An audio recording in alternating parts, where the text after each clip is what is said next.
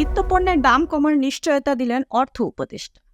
মুদ্রাস্ফীতি নিয়ন্ত্রণ করার বিষয়টিকে অন্তর্বর্তীকালীন সরকার সবচেয়ে বেশি গুরুত্ব দিচ্ছে বলে জানিয়েছেন অর্থ ও পরিকল্পনা উপদেষ্টা সালাউদ্দিন আহমেদ। সেই সঙ্গে নিত্যপণ্যের দাম কমবে বলেও নিশ্চয়তা দিয়েছেন তিনি। বুধবার 14 আগস্ট সচিবালয়ে অর্থ মন্ত্রণালয়ের দপ্তরে বর্তমান মূল্যস্ফীতি ও খাদ্য সরবরাহ পরিস্থিতি পর্যালোচনা করতে এবং মূল্যস্ফীতি সহনীয় মাত্রায় কমিয়ে আনার জন্য সংশ্লিষ্টদের সঙ্গে এক বৈঠক শেষে এসব কথা জানান অর্থ পরিকল্পনা উপদেষ্টা। তিনি বলেন, দ্রুত কিভাবে মুদ্রাস্ফীতি নিয়ন্ত্রণ করা যায় সেটা নিয়ে কাজ করতে সংশ্লিষ্টদের নির্দেশনা দেওয়া হয়েছে। আমরা এরই মধ্যে উৎপাদন এবং সরবরাহের দিকে মনোযোগ দিয়ে কাজ শুরু করেছি। কাকে ধরবো, কাকে আটকাবো সেটা মূল বিষয় নয়। এখন প্রধান কাজ হলো জিনিসপত্রের দাম কমানো।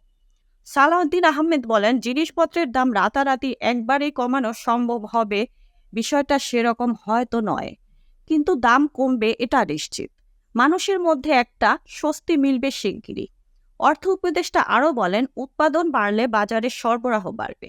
উৎপাদন বাড়াতে ব্যবস্থা নেওয়ার জন্য কৃষি মন্ত্রণালয়কে নির্দেশনা দেওয়া হয়েছে। সালাউদ্দিন আহমেদের সভাপতিত্বে এ বৈঠকে বাংলাদেশ ব্যাংকের নতুন governor doctor Ahsan H Mansur, অভ্যন্তরীণ সম্পদ বিভাগের সিনিয়র সচিব ও জাতীয় রাজস্ব বোর্ড এনবিআর চেয়ারম্যান, শিল্প মন্ত্রণালয়ের সিনিয়র সচিব, খাদ্য মন্ত্রণালয়ের সচিব, কৃষি মন্ত্রণালয়ের সচিব এবং বাণিজ্য মন্ত্রণালয়ের সচিব উপস্থিত ছিলেন। এই ছিল এখনকার প্রতিবেদন। নিত্য নতুন সংবাদ পেতে চ্যানেলটি সাবস্ক্রাইব করুন এবং আমাদের ফেসবুক পেজ ফলো দিয়ে রাখুন। Mukta Parvez, desk report, BE news, Dhaka.